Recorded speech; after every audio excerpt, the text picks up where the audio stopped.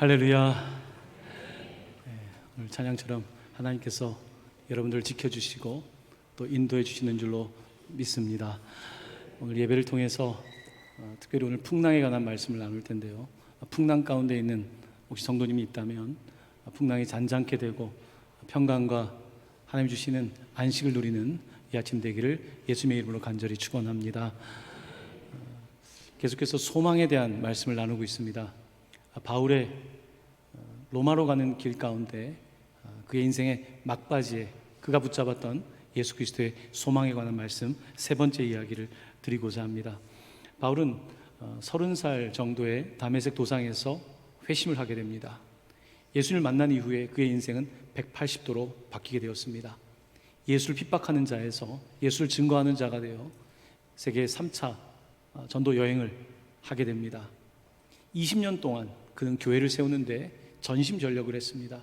참 많은 일을 겪었습니다. 하나님께서는 그가 50이 넘어갈 때에 그에게 새로운 도전을 주셨습니다. 그것은 로마로 가는 것이었습니다. 로마로 가는 길에 하나님께서는 그를 먼저 예루살렘에 보내셨습니다. 예루살렘은 예수님을 잡아 죽인 유대교의 가장 권력을 가지고 있는 그런 곳이었습니다. 결국 바울은 그곳에 재판을 받게 되었고 유대인들 사이에 있다가는 죽음을 면치 못할 것을 알게 되었고 그는 가이사에게, 황제에게 자신의 이 법적 문제를 소송을 하게 됩니다. 그러면서 그는 재판을 받게 되는데요, 지난 시간에는 총독들 두 사람에게 재판을 받았고 그 지역의 분봉왕이었던 헤롯 아그리빠라고 하는 사람에게 이제 심판을 받았던 이야기를 나누었습니다. 그는 마지막에 이런 이야기를 합니다. 내가 거의 나를 설득했다. 그래서 그리스도인이 되게 하려고 한다. 그래서 거의 그리스도인, almost Christian. 복음을 듣긴 하지만 여전히 내가 판단하고 주님을 따라가지 않는, 여전히 내가 왕이 된 아그리빠 왕의 이야기를 통해서 우리가 혹시 예수를 믿는다고 하지만 내가 여전히 왕은 아닌가, almost Christian, 내가 거의 크리스천은 아닌가라는 도전의 말씀을 나누었습니다. 이제 오늘 함께 읽은 사도행전 27장은 바울이 가이사랴라고 하는 곳, 그러니까 로마의 주둔군이 있었던 바로 그곳에서 배를 타고 로마까지 가는 그와 같은 여정을 그려주고 있습니다. 먼저 지도를 잠깐 보여드리겠습니다.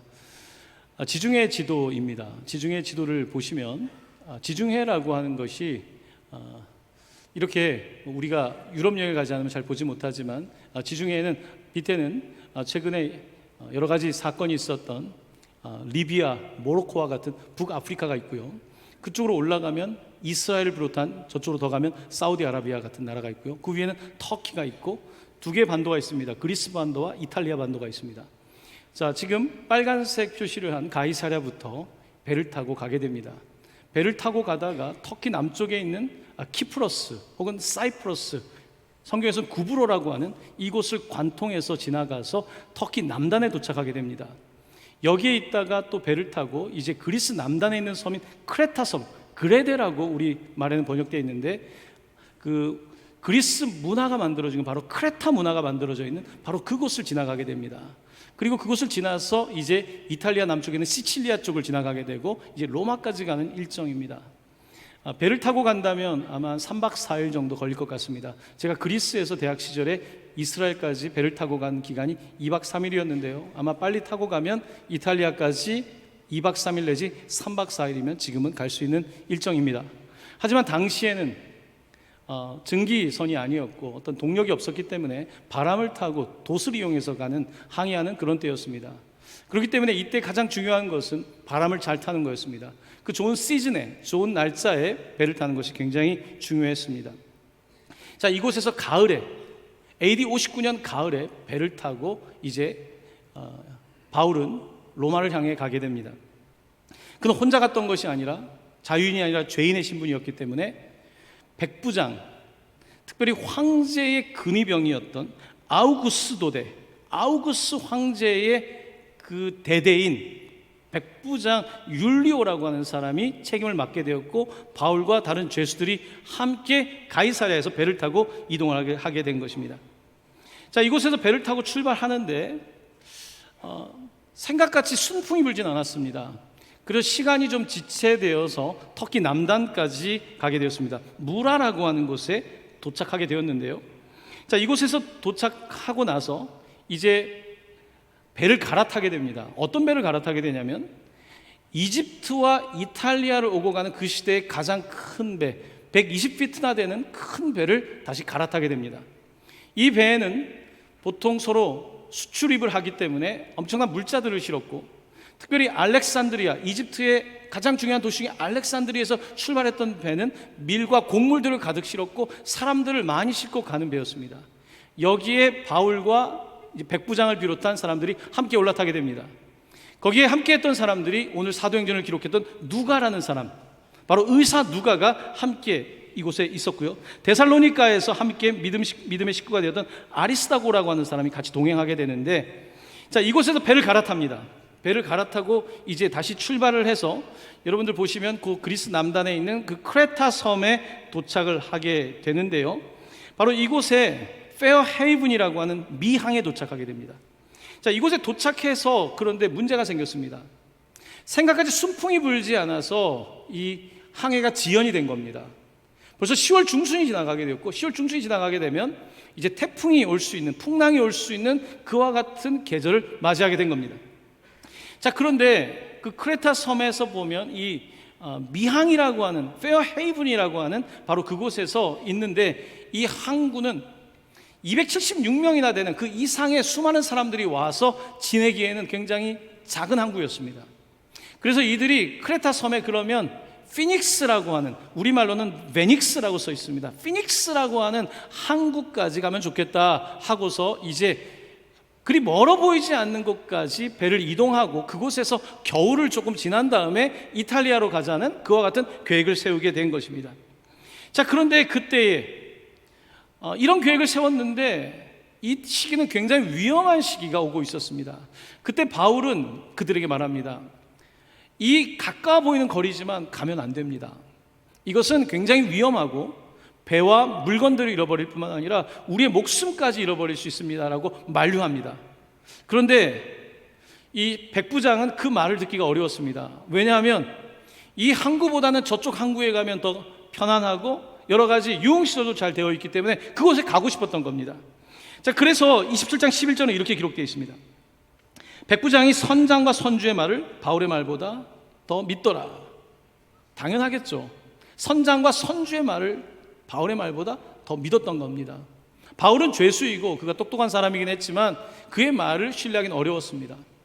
또한 주변에 있는 사람들도 다 더 좋은 항구로 가자, 에이 괜찮겠지, 그 정도인데 뭐 그렇게 멀지 않은 것 같은데 생각을 하고 떠나게 됩니다. 여기에 사람들의 문제가 있습니다. 앞에 있는 위기가 있다고 해도 사람들은 나는 피할 거라고 생각하지 않습니까? 나는 괜찮을 거야.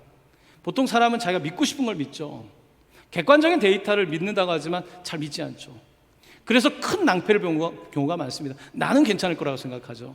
그들은 결국은 나는 괜찮다는 생각을 하게 되고 이 피닉스라고 하는 곳으로 이제 배를 띄우게 됩니다. 자, 그 다음 말씀을 보면 어떻게 되어 있냐면 27장 13절입니다. 우리 한번 같이 읽어보겠습니다. 남풍이 순하게 불매 그들이 뜻을 이룬 줄 알고 닻을 감아 그레데 해변을 끼고 항해하더니. 자, 아까 지도를 다시 한번 보여주시면요, 그 지도를 보신 것처럼 보시면 이제 그 그리스 남단에 있는 그 그레데 이 바다를 끼고 그게 멀지 않습니다. 섬에서 성으로 이동하는 겁니다. 자, 이곳을 이동하는데 처음에는 순풍이 불기 시작했습니다. 그러니까 야, 역시 우리 판단이 맞았어, 뭐 이 정도인데 하고서 그들은 하이파이브를 하고 좋아했을 것입니다. 그런데 이 바다라는 것은 누구도 알지 못하는 거죠. 누적된 경험이 있는 거죠. 갑자기 광풍이 불기 시작했습니다. 해변에서 떨어져서 이제 광풍이 부는데 돌아갈 수도 없고 애매한 상황이 되면서 이제 더 심각한 풍랑이 불기 시작했습니다. 27장 14절입니다. 같이 말씀을 읽겠습니다. 얼마 안 되어 섬 가운데로부터 유라굴로라는 광풍이 크게 일어나니, 노스 이스터, 북동풍, 유라굴라라고 하는 광풍이 크게 일어나게 되면서 이 배는 상당히 심각한 상황에 빠지게 됩니다. 돌아갈 수도 없고 갈 거리도 멀고 점점 육지에서 멀어지고 있는 이런 상황을 맞이하게 된 것입니다. 점점 그들은 미궁에 빠지기 시작합니다. 배가 흔들리기 시작하고 이제는 안전을 위해서는 뭔가 조치를 취해야 됐던 겁니다. 그들이 그 당시 할 수 있었던 조치는 무엇이었냐면 자신들이 가지고 있는 물건을 버리면서 배의 무게를 가볍게 하는 것이었습니다. 27장 18절입니다. 사공들이 짐을 바다에 풀어버리고 그 다음 19절에 있는 말씀입니다. 배의 기구를 그들의 손으로 내버리니라. 사람의 욕심이 결국은 더 얻으려고 했는데 다 버리게 만드는 겁니다. 사실 우리의 인생 가운데도 실수는 욕심에서 오는 겁니다. 여기서 여긴데라고 쉽게 생각한 것입니다. 조금만 가면 되는데 생각한 겁니다. 거기 가면 더 편할 거라고 생각한 겁니다. 거기 가서 쉬자고 말하는 겁니다. 우리 조금만 더 해서 조금만 더 그러면 더 보장된 삶이 있을 거라고 스스로 생각하는 것입니다. 앞에 있는 경고를 듣지 않는 것입니다. 바울의 경고를 듣지 않는 것입니다. 하나님의 말씀의 경고를 듣지 않는 것입니다. 원칙에서 벗어나는 바로 항로를 따라서 가게 된 것입니다. 지금이 어떤 때인지 그 시즌을 파악하지 못한 것입니다. 결국은 그들은 계속해서 물건을 버려야 되는데요, 27장 38절에 가면 그들은 이제 그들이 가장 중요하게 생각하는 이집트에서 실은 밀을 바다에 버려 배를 가볍게 합니다. 그들의 핵심적인 상품이었던 밀을 다 버리게 되고 이제 배를 가볍게, 그래서 이 배가 이 상황들을 통과할 수 있도록 했던 것입니다. 이 사건은 요나의 선지자의 이야기를 보여줍니다. 요나가 불순종했습니다. 하나님께서 니느웨로 가라고 할 때 반대 스페인 다시스 쪽으로 가고 있었습니다. 그때 하나님께서는 풍랑을 주셨고 그때 사공들은 자기들의 신에게 부르짖지만 어떤 도움도 얻지 못했고 물건을 하나씩 던지기 시작합니다. 그리고 급기야는 요나를 집어던지게 되죠. 마찬가지입니다. 이들은 이제 다 버려야 되는 상황까지 왔습니다. 이제 남은 것은 목숨입니다. 어떻게 될까요? 하지만 광풍은 잦아들지 않았습니다. 정말로 심각한 광풍이었고 지중해 연안은 지금도 이런 광풍들이 있다고 합니다. 자, 이제 일주일이 지나고 2주일이 되어버렸습니다. 망망대해 속에서 27장 20절 말씀입니다. 같이 읽어보겠습니다. 여러 날 동안 해도 별도 보이지 아니하고 큰 풍랑이 그대로 있음에 구원의 여망마저 없어졌더라. 해도 달도 보이지 않는 아주 심각한 이제 풍랑 속으로 두 번째 2주째에는 더 깊이 들어가게 된 것입니다. 이제는 목숨을 구하는 것조차도 어려운 상황이었습니다. 어떻게 해야 될까요? 사람들은 아마 구토를 하고, 사람들은 소망을 잃어버리고, 어떤 사람들은, 정신적으로 약한 사람들은 불안과 근심으로 아마 미쳐가고 있는 상황이었을 것입니다. 서로 더 난폭해지기 시작했을 것입니다. 자, 이런 가운데 과연 바울은 어떤 모습이었을까요? 풍랑이 있는 상황 속에서 모든 사람들은 비슷한 행동을 할 때에 믿음의 사람은 어떤 행동을 했던 것일까요? 자, 그때 바울이 등장하기 시작합니다. 27장 21절입니다. 여러 사람이 오래 먹지 못하였음에 바울이 가운데 서서 말하되 여러분이여 내 말을 듣고 그레데에서 아까 크레테 섬에서 떠나지 아니하여 이 타격과 손상을 면하였더라면 좋을 뻔하였느니라. 바울이 사람들 제각각 다 쓰러져 있는 그곳에 서서 말합니다. 여러분, 제가 이곳에서 떠나지 말자고 하지 않았습니까? 라고 말하며 그랬으면 이렇게 타격을 입지 않았을 텐데 라고 말합니다. 이제 바울에게 기회가 온 겁니다. 그동안 사람들은 바울을 무시했습니다. 더 경험 많은 선장의 말을 들었습니다. 다수의 사람들의 의견을 따랐습니다. 좀 더 나은 항구로 가자는 사람들의 어떤 다수의 의견을 따라갔지만 바울은 그때에 분명히 다른 이야기를 했습니다. 이제 바울에게 권위가 나타난 겁니다. 사람들은 그의 말을 듣게 됩니다. 내가 분명히 얘기했을 때 하지 말았어야 되는데, 사람들은 이제서야 그에게 귀를 기울이기 시작합니다. 그러면서 그는 이렇게 말합니다. 27장 22절입니다. 같이 말씀 읽습니다. 내가 너희를 권하노니 이제는 안심하라. 너희 중 아무도 생명에는 아무런 손상이 없겠고 오직 배뿐이리라. 아멘. 바울은 하나님의 음성을 듣습니다. 이 광풍이 정말 죽을 것 같고 2주나 되는 엄청난 칠흑 같은 밤을 지나고 있지만 이 광풍을 지나가게 될 것이다. 배는 파손되겠지만 물질은 잃어버리겠지만 너의 목숨은 괜찮다고 말씀하십니다. 여러분, 풍랑을 만나보면 가진 재산이 뭐가 그리 의미가 있겠습니까? 우리가 가지고 있는 자산이 뭐 그리 큰 힘이 되겠습니까? 결국은 남는 것은 내 목숨과 사랑하는 사람들이겠죠. 오늘 이와 같은 극단적인 상황에 내몰렸을 때에 드디어 하나님께서는 바울의 입을 사용하십니다. 사람들은 바울의 입을 주목할 수밖에 없습니다. 평소에는 내가 듣고 싶은 것만 들었지만 이제 하나님의 말씀을 듣게 됩니다. 평소에는 내가 보고 싶은 것만 보았지만 이제는 하나님이 하시는 일을 보려고 하는 것입니다. 그때 이제 바울은 드디어 복음, 정말 복음의 목소리를 내기 시작합니다. 하나님이 준비시켜 놓은 겁니다. 풍랑을 통해서 그들의 마음을 준비시켰을 때 이렇게 말합니다. 23절에서 24절입니다. 내가 속한 바 곧 내가 섬기는 하나님의 사자가 어젯밤에 내 곁에 서서 말하되, 우리 그 다음 말씀 같이 읽겠습니다. 바울아 두려워하지 말라. 내가 가이사 앞에 서야 하겠고 또 하나님께서 너와 함께 항해하는 자를 다 내게 주셨다 하였으니 그러므로 여러분이여 안심하라. 나는 내게 말씀하신 그대로 되리라고 하나님을 믿노라. 아멘. 아멘. 드디어 바울, 이 죄수 바울, 사람들이 관심 없을 바울, 그에게 기회가 왔고 그는 어젯밤, 여러분들이 모두 정신없을 그때에 하나님의 사자가 내게 나타나서 말하기를, 바울아 두려워하지 말아라. 내가 가이사 앞에 서야 될 거다. 하나님은 시작하시고 끝까지 졸지도 주무시지도 아니하시고 그 계획들을 성취하신 하나님이신데 내가 가이사 앞에 서야 될 거다. 로마까지 가는 것은 너의 관심이기도 하지만 나의 관심이기에 반드시 가이사 앞에 서기 위해서 로마까지 갈 것이고, 그 다음 말씀은 상당히 중요합니다. 또 하나님께서 너와 함께하는 이 항해하는 276명을 다 내게 주셨다라고 말씀하셨다. 여러분도 하나님이 함께하는 사람입니다 라고 말하고 있는 겁니다. 이곳에 있는 여러분과 저는 이해관계로 묶여있는 게 아닙니다.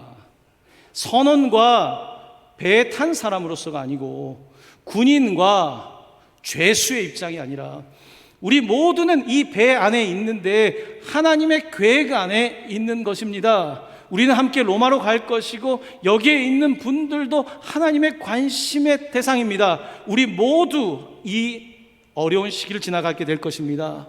바울은 그들을 위로했고 또한 비전과 소망을 줄 수 있었던 것입니다.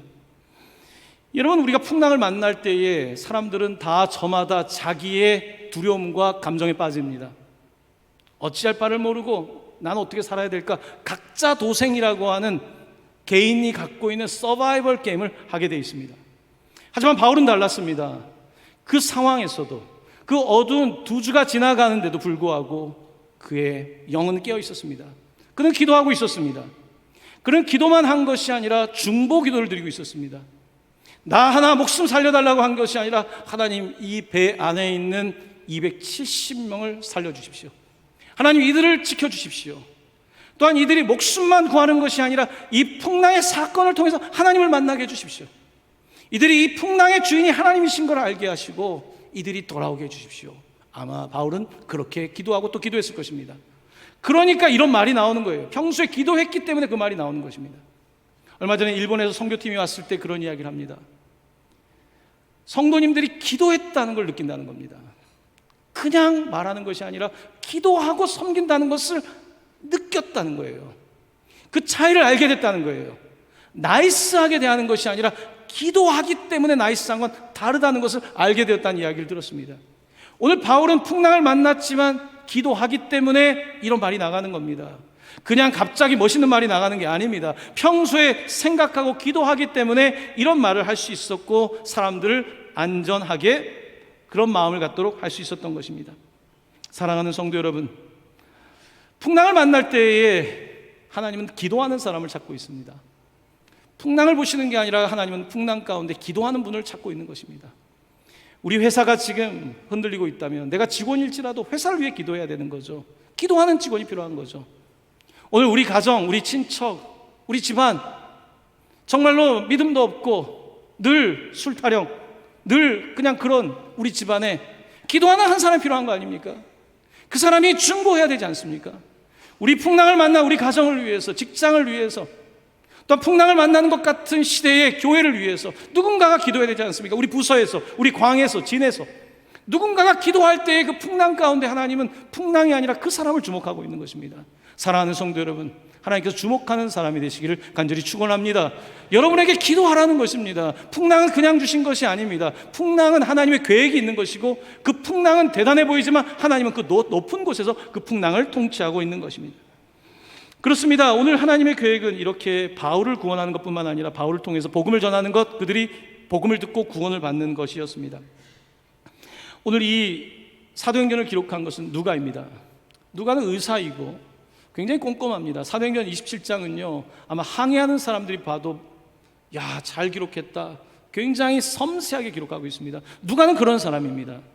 누가는 오늘 이 풍랑을 보면서 그가 먼저 기록했던 누가복음을 아마 나중 이야기이긴 하지만 이미 기억하고 있었을 것입니다. 누가복음 8장 24절, 예수님께서 풍랑 가운데 주무셨을 때의 이야기입니다. 우리 같이 말씀을 읽겠습니다. 제자들이 나와 깨어 이르되 주여 주여 우리가 죽겠나이다 한데 예수께서 잠을 깨사 바람과 물결을 꾸짖으시니 이에 그쳐 잔잔하여지더라. 아멘. 누가는 이 예수님이 풍랑을 잔잔하게 했던 사건을 기억했을 것입니다. 그리고 이 풍랑 또한 하나님은 목적을 이루시는 분이기 때문에 이 풍랑이 있지만 주님은 잔잔케 하실 것이다. 심지어 주님은 이 풍랑에서 주무실 것이다. 바울은 그렇게 믿고 누가와 함께 그들은 아마 기도했을 것입니다. 다른 사람들은 그냥 살려달라고 애원하며 자포자기하는 상황에 있었지만 이들은 기도하며 하나님의 뜻을 구하고 있었을 것입니다. 그리고 아마도 하나님의 말씀을 생각하지 않았을까요? 어떤 말씀을 떠올렸을까요? 이 설교를 준비하면서 저에게 떠올랐던 말씀은 시편 46편 1에서 3절입니다. 마틴 루터가 엄청난 위험 가운데 있을 때, 풍랑을 만났을 때에 읽었던 시이기도 합니다. 하나님은 우리의 피난처시오 힘이시니 환난 중에 만날 큰 도움이시라. 그 다음 말씀을 또 같이 읽겠습니다. 그러므로 땅이 변하든지 산이 흔들려 바다 가운데에 빠지든지 바닷물이 솟아나고 뛰놀든지 그것이 넘침으로 산이 흔들릴지라도 우리는 두려워하지 아니하리로다. 아멘. 아무것도 보이지 않는 곳에서 말씀이 생각나는 것은 은혜입니다. 여러분 살면서 앞이 안 보일 때 말씀이 생각나는 것은 은혜입니다. 아무것도 안 보이는데 갑자기 어떤 말씀이 떠오르지 않습니까? 갑자기 기도하고 싶지 않습니까? 나에게 기도의 말이 튀어나온 거, 이거 은혜입니다. 최근에 153 학생들을 보면서 제가 놀랐습니다. 아이들이 성경 암송을 하는데요, 잠언 3장을 통째로 외우기 시작했습니다. 근데 아이들이 진짜로 외우기 시작한 거예요. 저는 외우는 걸 어려워하거든요. 어떻게 저걸 외울까? 선생님과 함께 그걸 외우고 있는 거예요.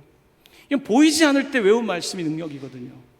우리가 읽지 못하는 때가 오거든요. 우리의 눈이 흐려져 읽지 못하는 때가 오고요, 우리의 귀가 약해져 듣지 못하는 때가 오거든요. 그때 남는 것은 내가 붙잡았던 말씀밖에 없는 거거든요. 우리의 머리에 남아있는 것만이 남은 건데, 바로 오늘 이렇게 바울은 이 깜깜한 어둠 속에서 하나님의 말씀을 기억했고 그 말씀을 붙잡고 기도했던 것입니다. 그러면서 그는 이렇게 말합니다. 확신을 가지고 말합니다. 27장 26절입니다. 그런즉 우리가 반드시 한 섬에 걸리리라 하더라. 그는 확신합니다. 우리가 반드시, 지금 2주나 지나서 이제 죽을 것만 같지만 반드시 한 섬에 걸릴 거라고 확신의 이야기를 할 수 있었던 것입니다. 그렇습니다. 이제 이런 위로와 말씀을 나눴습니다. 하지만 여전히 풍랑이 가라앉지가 않습니다. 사람들에게는 의심이 생겼을지 모릅니다. 이게 진짜 되는 건가? 하지만 붙잡을 수밖에 없으니까 어떤 사람은 바울의 영향을 받아서 그래도 기도하는 신용이라도 할 수 있었겠죠. 자포자기하는 이런 상황들이 된 것입니다. 자, 그런데 이제 뭔가 바다에 변화가 생기기 시작했습니다. 물이 조금씩 얕아진다는 느낌을 받기 시작했습니다. 그것은 결국은 육지가 가까이 있다는 뜻이겠죠. 이제 이런 상황을 감지하면서 계속해서 이제 배가 움직이면서 그 육지 쪽으로 가게 되는데요, 이제 또한 두려움이 생겼습니다. 그것은 암초들 때문입니다. 육지에 가까울수록 어디에 암초가 있는지 모르지 않습니까? 나침반도 없죠. 어떠한 기계장치도 없는 상태에서, 방향도 모르는 상태에서 이 암초를 만나게 되면 배가 전복될 것은 너무나 당연하기 때문에 그들은 두려움을 느끼기 또 시작했습니다. 바다에서도 두려웠지만 육지가 가까워도 두려운 거예요. 어제도 두렵지만 오늘도 두려운 겁니다. 젊을 때도 힘들지만 더 나이가 들어도 힘든 것이고요. 우리의 인생은 그와 같은 것입니다. 바로 그때에 이 사공들, 배를 조금 아는 사람들, 배를 타본 사람이 잔머리를 쓰기 시작합니다. 우리는 살아야겠다. 이제 육지가 멀지 않은 것 같으니까 어떻게 살아야 될까? 라이프보트, 그들이 배 옆에 가지고 있는 이 비상용 배를 타고 자기들만 도망가려고 하는 겁니다. 그때 바울이 등장합니다. 그때 있었던 사건입니다. 27장 31절 32절입니다.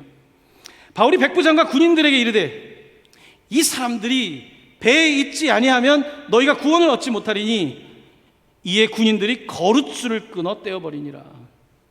사공들이 자기들만 도망치려고 한 거죠. 세월호가 생각나죠. 여러분, 누구나 다급하면요, 나부터 도망가는 거 아닙니까? 이 사람들이 도망을 치려고 합니다. 사공에 책임을 다하지 않습니다. 먼저 도망치는 놈이 똑똑한 놈 아닙니까? 그때 하나님께서는 바울에게 말씀을 주십니다. 이 사람들이, 사공들이 배에 있지 않으면 여러분 구원을 받지 못할 겁니다. 군인들은 거룻줄을 끊어버립니다. 다 끊어버립니다. 라이프보트조차 끊어버립니다. 다 끊어버리는 거예요. 하나님의 구원을 드러내기 위해서는 우리가 붙잡고 있는 모든 것들을 끊어내게 하신 것입니다. 이 모든 과정을 통해서 주님은 한 가지를 말씀하고 싶은 것입니다. 바로 이 배의 선장은 하나님이시다. 바로 너희들의 인생의 선장은 하나님이시다. 이 말씀을 하시고 싶은 것입니다. 그래서 사도행전 27장은 길게 기록되어 오늘 우리의 인생에, 우리의 항해에 하나님이 선장 되심을 말씀하고 있습니다. 이제 새벽이 되었습니다. 14일째입니다. 14일 동안 요 섬에서 여기로 간다고 했는데 배가 멀어져가지고 그 사이에 거의 이탈리아까지 온 겁니다. 14일 동안에 그렇게 움직였는데요. 날이 새기 직전입니다. 그때 하나님께서 다시 그를 찾아오셔서 마음에 감동을 주셨습니다. 27장 33절에 36절입니다. 날이 새어가매 바울이 여러 사람에게 음식 먹기를 권하여 이르되 기다리고 기다리며 먹지 못하고 줄인 지가 오늘까지 10나흘인즉 음식 먹기를 권하노니 이것이 너희의 구원을 위하는 것이요 너희 중 머리카락 하나도 잃을 자가 없으리라 하고 떡을 가져다가 모든 사람 앞에서 하나님께 축사하며 떼어 먹기를 시작하며 그들도 다 안심하고 받아 먹으니 생명줄도 끊고 다 끊은 상태로 이제 새벽 조금씩 빛이 보이기 시작했던 것입니다. 이제 끝이 가까이 온 것입니다. 바울은 그때 10나흘 동안 먹지 못한 여러분, 구원을 위해서는, 여기서 구원이란 단어는 우리가 교회에서 많이 사용하는 소테리아, 구원이란 단어를 사용하고 있어요. 여러분의 구원을 위해서는 먹어야 되고 하나님은 머리카락 하나도 상하게 하지 않으실 것입니다 라고 선포합니다. 누가는 머리카락 하나를 마저 잃지 않게 한다는 이 이야기를 사도행전과 누가복음에서 하나는 예수님의 이름으로, 하나는 바울이 바로 이 말을 똑같이 전하는데요. 누가복음 12장 7절입니다. 같이 말씀을 봉독합니다. 너희에게는 심지어 머리털까지도 다 세신 바 되었나니 두려워하지 말라. 너희는 많은 참새보다 더 귀하니라. 아멘. 머리털까지 세셨다는 주님의 말씀, 바로 바울은 그 말씀을 기억하고 인용하며 너희 중 머리카락 하나도 잃어버리지 않을 것입니다. 이제 먹고 힘을 내야 합니다. 이제 바울은 그들에게 먹을 것을 나누는데요, 오늘 이 장면은 마치 성찬의 장면을 연상시키고 있습니다. 성찬의 4가지의 과정입니다. 주께서 떡을 가지고 take, 축사하시고 give thanks, 그리고 떼어 break the bread, 떼어 나눠주고, 그리고 먹기를 시작한 eat. 이 4가지의 과정이 진행되고 있는 것입니다. 그동안 14일 동안 제대로 먹지도 못하고 자포자기하고 있는 그 사람들에게 바울이 빵을 가져옵니다. 누가와 함께했던 데살로니가 사람이 같이 그들을 돕습니다. 그리고 빵을 가져다가 그들은 하나님께 기도를 드립니다. 감사를 드립니다. 떡을 가져다가 주님 감사합니다. 풍랑 속에서 감사를 드립니다. 이제 빛이 보입니다. 그들은 감사를 드리고 그것을 떼어 사람들에게 주기 시작합니다. 사람들 찾아가서 떡을 줬겠죠. 저 구석에 곳곳에 지난 2주 동안에 아픈 상처로 인하여 쓰러져 있는 그 사람들에게 떡을 나눠주기 시작합니다. 그 가운데 떡을 받아 먹은 사람은 감사한 마음으로 또 옆에 사람들에게 떡을 나눠주며 276명이 그 선상에서 놀랍게도 성찬, 정말로 거룩한 음식을 나누는 일을 할 수가 있었던 것입니다. 세상 사람들은 교회에서 성찬식을 하면 뭐 그냥 떡과 잔을 나누나 보다 합니다. 하지만 성찬은 그런 것이 아닙니다. 한 달에 한 번씩 우리가 성찬을 하는 이유는 풍랑 같은 이런 세상 속에서 우리가 정말 깨질 것 같은 배의 이런 모습이지만 우리는 떡을 들고 잔을 들고 이것이 우리 주님이 주신 것입니다, 우리는 여전히 감사합니다 하면서 그것을 나누는 것입니다. 바로 이것이 생명입니다. 이것은 별거 아닌 것이 아닙니다. 교회는 주님 오실 때까지 이 떡을 떼고 나누며 예수 그리스도께서 우리의 생명임을 증언하는 것, 바로 이것이 교회의 사명인 것입니다. 그러므로 풍랑 중에도 먹어야 되는 겁니다. 한국의 장례 문화 가운데 제가 가장 좋아하는 것이 있습니다. 그건 장례식에서 먹는 겁니다. 외국엔 장례식에서 안 먹거든요. 우리는 좀 죄송하기도 해요, 가서 먹고 있으면. 하지만 우리는 꾸역꾸역 먹습니다. 왜 먹습니까? 살아야 되기 때문에 같이 먹어주는 것입니다. 이것이 우리 이 땅에 살아가고 있던 우리 조상들이 주신 지혜거든요. 같이 먹는 것입니다. 풍랑을 만났지만 함께 먹고 나누며 같이 구조되고 같이 살아가는 것, 바로 이것이 하나님께서 교회에 주신 아름다운 모습이 아니겠습니까? 흔들리는 난파 직전의 배는 어쩌면 오늘 말씀을 듣는 여러분에게 여러분 현재 상황을 보여줄 수도 있을 것 같습니다. 우리 가정이 난파당한 배처럼 흔들리고 있을 수 있습니다. 지금 내가 하는 사업과 직장, 내 삶의 항로가 이탈되어 이제는 도대체 손을 다 놓은 상태에 있을 수도 있습니다. 차라리 죽는 것이 낫다는 생각을 할 수도 있을 것입니다. 하지만 성경은 우리에게 여전히 하나님의 계획이 있다, 그 풍랑 속에서 하나님의 계획이 있음을 말씀하고 있는 것입니다. 그러므로 우리는 우리가 아닌 예수 그리스도의 떡을 먹고 힘을 내고 용기를 내어야 되는 것입니다. 이제 배가 점점 6km 다가가고 있습니다. 배가 가까이 다가갈수록 이제 더 걱정되는 것은 배가 이제 그 모래바닥에 걸리는 거죠. 그럼 또 배가 기울어지지 않겠습니까? 이제 배가 점점 6km 다가가는 것을 감지하면서 뜻밖의 일이 벌어지기 시작했습니다. 갑자기 군인들이 이제 정신이 드니까 만약에 죄수들이 여기서 육지 쪽으로 도망을 쳐버리면, 죄수를 다 놓쳐버리면 이 군인들이 처벌을 받게 돼 있거든요. 로마법에 의하면. 군인들은 이제 살아난 것 같으니까 그때서 자기의 이해관계에 빠지기 시작합니다. 27장 42절입니다. 군인들은 죄수가 헤엄쳐서 도망할까 하여 그들을 죽이는 것이 좋다 하였으니, 그 긴 여정을 함께 했는데 군인은 군인이고 죄인은 죄인인 것입니다. 이게 현실이죠. 정신이 드는 거죠. 이제 목숨 구하고 나니까 다 딴 생각 들지 않습니까? 저들을 죽이는 것이 마땅하다고 생각하고 그들은 죄인들 죽이는 것을 당연하게 생각하고 있었습니다. 문제가 생겼습니다. 그 죄인 가운데 바울이 있었던 겁니다. 바울, 그를 어떻게 해야 될까요? 놀라운 것은 하나님께서 이 본문에 주목하는 한 사람이 있습니다. 바로 율리스라고 하는 백부장입니다. 누가는 그 사람의 이름을 기억합니다. 어떤 때는 이름을 안 쓰거든요. 이름을 안 쓰는 이유는 이름을 알 필요가 없기 때문이겠죠. 이름을 쓴 이유는 바로 그가 그리스도인이 됐다는 것을 반증하고 있는 것이기도 합니다. 자, 27장 43절입니다. 같이 말씀을 읽습니다. 백부장이 바울을 구원하려 하여 그들의 뜻을 막고 헤엄칠 줄 아는 사람들을 명하여 물에 뛰어내려 먼저 육지에 나가게 하고 그 남은 사람들은 널조각 혹은 배 물건에 의지하여 나가게 하니. 할렐루야. 이 백부장이 이제 바울을 편에 서는 겁니다. 사람들이, 군인들이, 군사들이, 아래에 있는 군사들이 다 죽여야 됩니다. 우리 어떻게 됩니까? 우리 목숨을 잃을 수 있습니다. 이 사람 다 도망치면 어떡합니까? 그때 그는 말합니다. 바울을 염려해서, 아니다, 헤엄칠 사람 헤엄치고 헤엄치지 못하는 사람들은 널판지나 물건을 붙잡고 육지까지 일단 가자라고 말합니다. 바로 이 백부장은 이 2주 동안의 풍랑 가운데 이미 거의 그리스도인이 아니라 진짜 그리스도인이 되어가고 있는 것입니다. 그는 그전에 예수님을 몰랐습니다. 예수를 전혀 몰랐습니다. 하지만 이 배 위에서 바울을 보았습니다. 사람들은 다 자기 문제로, 자기 문제에 고심하며 살고 있는데 이 한 사람은 바로 우리들을 위하여 기도하고 있었고, 이 상황에서도 자기가 먹을 것만이 아니라 다른 사람에게 먹을 것을 나눠주고 있는 이 한 사람을 주목하며 바로 이 사람이 믿는 하나님을 나도 믿어야겠다고 그는 이미 판단을 했던 것입니다. 바로 하나님께서는 이 사도행전 27장을 통해서 이 사람들을 살려주시는데요, 하나님은 276명을 머리털 하나 상하지 않게 구원해 주신 것입니다. 27장 44절은 이렇게 기록하고 있습니다. 같이 말씀을 봉독합니다. 마침내 사람들이 다 상륙하여 구조되니라. 할렐루야. 같이 여러분들 배 타고 항해하시니까 어떻습니까? 좀 항해를 한 것 같습니까?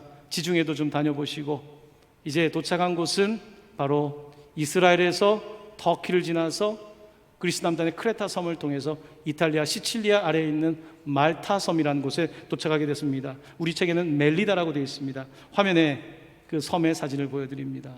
저는 가보지 못했습니다. 한번 꼭 가보고 싶습니다. 이 말타라는 섬, 시칠리아에서 한 100km 남단에 있는 이 섬에 바로 바울의 그 당시의 모습을 보여주고 있습니다. 사랑하는 성도 여러분, 우리 인생은 사도행전 27장과 같습니다. 풍랑도 만나고 이런 일 저런 일 다 겪습니다. 풍랑을 만나면 풍랑이 끝이 아닙니다. 배 안에서 사공들이 먼저 도망친다 그러고, 군인들은 죄수를 죽인다 그러고, 사람들은 제각각 자기 인생을 살고 있습니다. 하지만 이 배 위에 하나님이 선택한 바울, 그는 처음부터 끝까지 그의 관심은 영혼에 있었습니다. 이 사람들이 구원받는 것을 늘 그는 염두에 두고 기도했습니다. 내 목숨만이 아니라 저들의 목숨을 구원하는 것이 하나님의 계획임을 알고 있었기에, 그렇기 때문에 그는 로마로 가고 있는 것입니다. 그는 하나님을 믿었고 하나님을 끝까지 의지했고 이들과 함께 모두 육지에 상륙할 수가 있었던 것입니다. 사랑하는 성도 여러분, 오늘 우리가 인생을 살아가는 것은 나 하나를 위한 삶이라면 그것도 힘들죠. 나 혼자 사는 것도 힘든데, 하지만 하나님께서 우리를 부르신 목적은 그것이 아니지 않습니까? 우리 주님께서 자신의 몸을 찢어서 주신 것은, 자신의 피로 우리에게 잔을 주신 것은 내가 살기 위함이 아니라 내가 죽음으로 말미암아 우리를 살리기 위함이 아니었습니까? 오늘 교회는 풍랑이 일고 여러 가지 어려움이 있고 심지어 파손의 위기가 있지만, 교회의 정신은 바로 오늘 사도행전 27장의 정신인 것입니다. 그 가운데도 기도하고, 그 가운데도 떡을 내고, 그 가운데도 함께 살기 위하여 몸부림치는 교회, 바로 이것이 구조선 하나님께서 세우신 바로 생명의 배인 것입니다. 사랑하는 성도 여러분, 우리는 교회입니다. 교회는 건물이 아니라 우리가 교회입니다. 바로 우리가 부르심을 받아 내가 있는 곳에서 기도하고 생명을 살리기 위하여 애를 쓸 때에 하나님께서 우리를 통하여 나뿐만 아니라 주변에 있는 사람들을 구원하는 놀라운 역사를 이루실 줄로 믿습니다. 그 하나님을 신뢰하고 믿음으로 나아가시기를 바랍니다. 혹시 요즘 풍랑 가운데 있는 성도들이 있습니까? 지체들이 있습니까? 오늘 이 말씀은 여러분을 위한 말씀입니다. 사도행전 27장의 말씀을 나의 말씀으로 붙잡고 일어서시는 여러분 되시기를 예수님의 이름으로 간절히 축원합니다. 아멘.